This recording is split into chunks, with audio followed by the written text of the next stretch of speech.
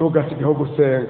Inyuma y'ibyo mutwara Imana yakwishuye hari ikindi shetani yateguye, ntugasigeho gusenga. Urazi ikintu gitera intege shetani nuko hariho kuri bamwe yashoboye gushika ku cyo yifuza, nuko kuri bamwe intumbero yari afise yayishitseko, nuko bamwe mu bo twasengana yashoboye kubazimya, arabazimya, arabaryamika. Bari bafise buri yinga umunsi wo kwisonzesha, atangura kubaha amazi, mu nyuma baha ubuyi, mu nyuma baha ivyamwa. None bageze kwirobe n'ukuri yarabishoboye, ubu rero yarabajyamitse, abo yarabashoboye. Nico gituma cibaza ngo naje yoshobora, ngo nawe yogushobora. Ariko iriyinga twaje gusenga, abishengero twasomye ngo baca barasenga. Tuzofata umwanya wo kuvuga aya majambo, ariko ndagenda kwifurize ngo ntugasigeho gusenga.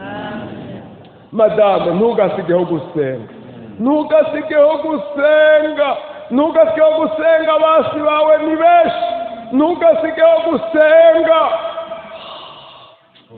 ntugasigeho gusenga, ntugasigeho gusenga, ntugasigeho gusenga. Nahajya uhonyora, hari ibintu abadayimoni bagenda barashiraho. Ntugasigeho gusenga, shetani yoshamo muri ujya mukorana ibikorwa by'Imana. Ntugasigeho gusenga. Ariko man, ico mukabihishura, ni gute uri kurajya ukaryama? Ni gute utaruhubana n'amaso na Yesu n'isaha n'imwe? Ni gute wewe wumva umerewe neza? Hinge ndabereka ingene abasi bari benshi. Petero, umugabo umwe w'umurovyi wa kera wahari Galilaya, yaracungerewe n'abasore 16. Umugabo umwe w'umukozi w'Imana, kubera bari bazi ko mw'isi y'umwiza hari ibintu byinshi yonona. Urupfu rwiwe bari kunezera abayuda. Nimurize ka karirimbo dukwite kavuga ngo abo wishe baramaze. Murize hajya nyene honyine gusa nje mbanda kadambya nje mpaka sose bimuzi ni ntangamazi. Awatare mugori dino matagani upatara tutani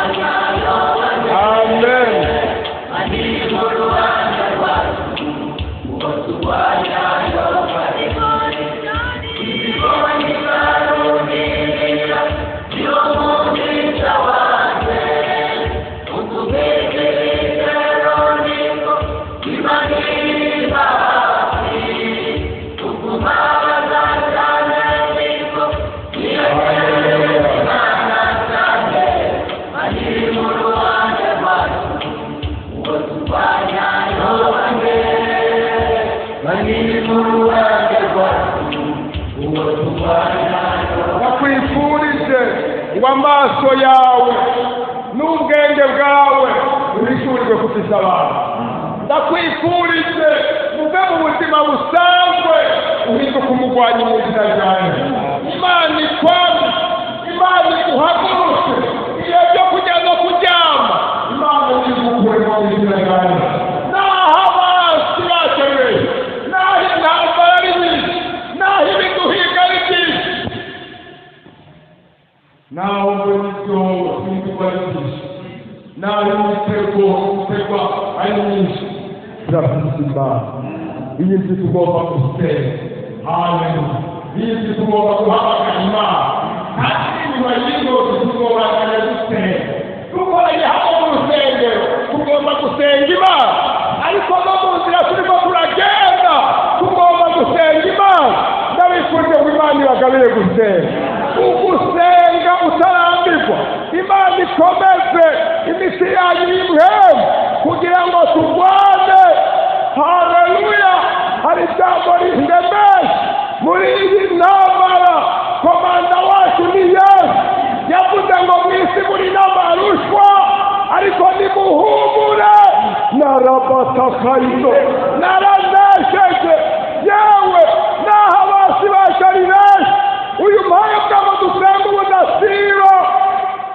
erega n'Imana, erega n'Imana, erega n'Imana.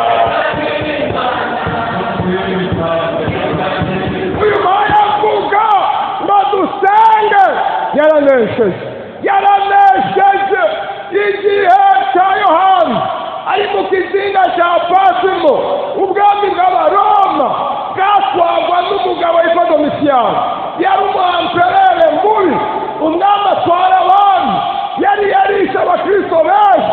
Ishengero ryari mu kibazo, ryari ko ryibaza ati mbega Yesu yaswe ijambo, mbega Yesu nacyo gishoboye. Mutama Yohana ari hariya mu kizinga cya Patimo, asoje arushe, ari mu bikorwa biruhije. Ijambo rivuga ngo ku munsi w'Imana nari muri mwe, hanyuma yari muri mwe, yumva ijwi rivuga inyuma yiwe, atarahindukira, akabona Yesu, akaramubwira ngo ntutinye, ni Alufa na Omega, nari narapfuye, none mpora ndi muzima. Bene data, dusenga umwami yanesheje. Ndakwifurije gusenga, nturambirwe kuwa mbere usenga, no kuwa kabiri usenga, no kuwa gatatu usenga, no kuwa kane usenga, no kuwa gatanu usenga, no kuwa gatandatu usenge, no kuwa Imana usenge. Usenge mu gatondo, usenge no ku mugoroba, usenge ku murango, no mu ijoro rikambwe usenge. Usenge upfukamye, usenge uhagaze, usenge wicaye, usenge uhumirije. Niyo amaso yawe abona usenge, usenge uvuga, niyo udasenga uvuga usenge. Usenge uri ku kazi, niyo uva ku kazi. Usenge uri kurima, niyo uri mu gikoni. Usenge uri muri dushe, niyo uhayura amazi. Usenge uri muri salon de coiffure, niyo uhayura isoko. Usenge uhayura isiga, niyo uhayura kuruhu. Usenge urwaye, niyo ukomeye. Usenge iyo wasa, niyo ufise inda. Usenge iyo wishuwe umutwaro, niyo utarawishura. Oh Mana, usenge wisonzesheje, niyo urafungura. Usenge abantu bakubona, niyo abantu batakubona. Usenge uri muri benshi, niyo uri wenyine. Usenge,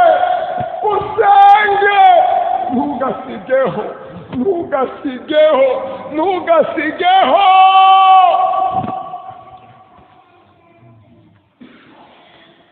Abasura naho bakaka, turafite porogaramu, tugomba gusenga. Imana ikongera inkomezi, Imana igoye gusenga ubudasiba. Hari ibintu byinshi Imana yamishuriye muri iri jambo. Nagira ndakwifurize ngo Imana izi kugendera muri ino ndwi. Ndazi ikintu, hari ibintu Imana igiye ikore mu mitima yacu muri ino ndwi. Ndazi ikintu, haleluya. Simvuze ngo ndiyumvira ikintu, ndazi ikintu, hari ikintu Imana igiye ikora muri ino ndwi. Ndazi ikintu, hari abantu Imana igiye iremera muri ino ndwi. Ndazi ikintu, hari ibintu by'umwasi bigira bipfe mu izina rya Yesu muri ino ndwi. Ndazi ikintu, hari abokando bwiza, hari amasezerano Imana igishitse muri ino ndwi. Ndazi ikintu, haleluya, hari ibintu bigira bipfe muri ino ndwi. Ndazi ikintu, hari ibintu bimeze nka bya binyoteri bitukura bashinga mu gisagara, ugasanga umuntu yase ko arengana ugifata afite feruje. Hari Imana ziri bomore, umwasi yasitakaye, yasinze. Yego turangaza.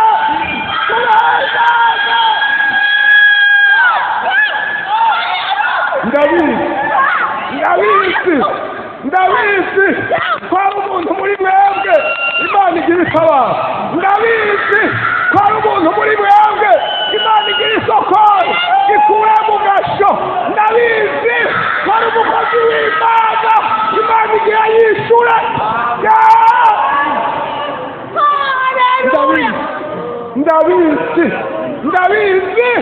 ntugasigeho gusenga, ntugasigeho gusenga.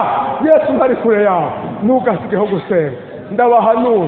ndabahanura muri ino ndwi mushitse hano muze muce mwihuta gupfukama.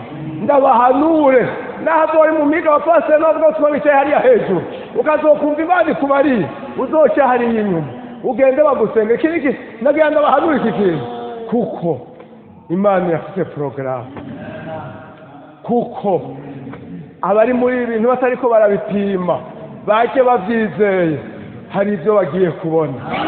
Amen. Nukuri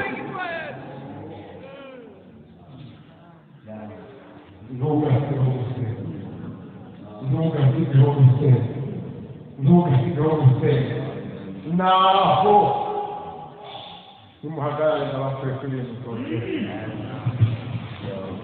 ariko tuzore hari na kibakuye pomene no parato niko rasalina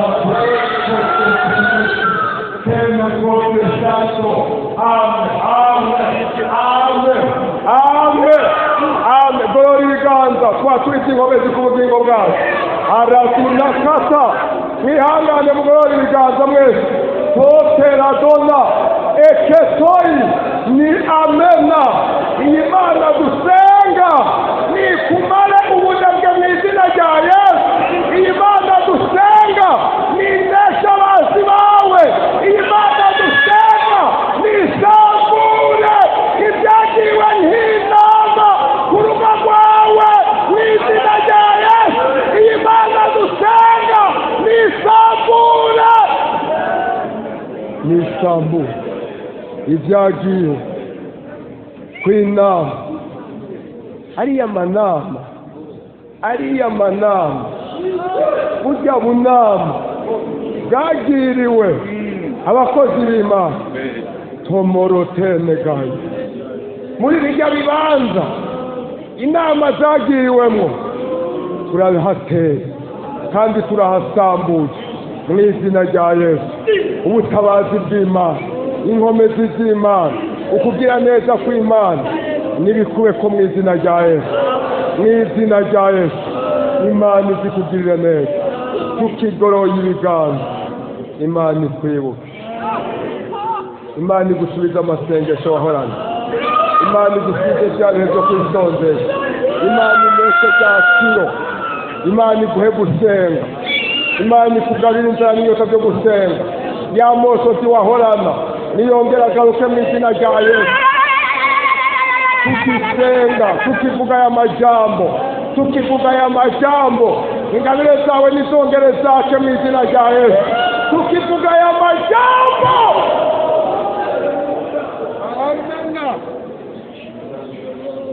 ugumize ibiganza hejuru wakira. Haleluya, haleluya.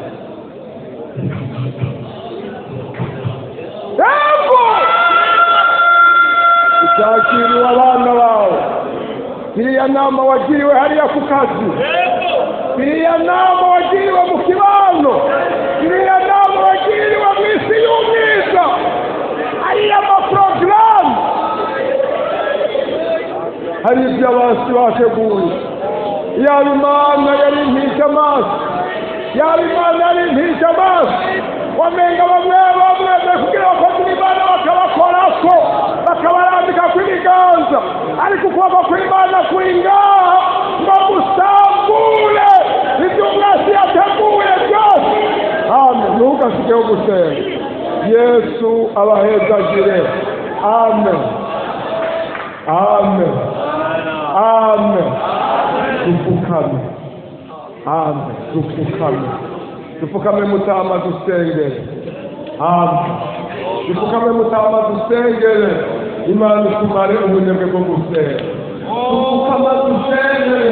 Imana itukomereze amatu. Amen. Imana turamyanya n'ukuri. Turagushimiye Mana yacu. Amen. Amen.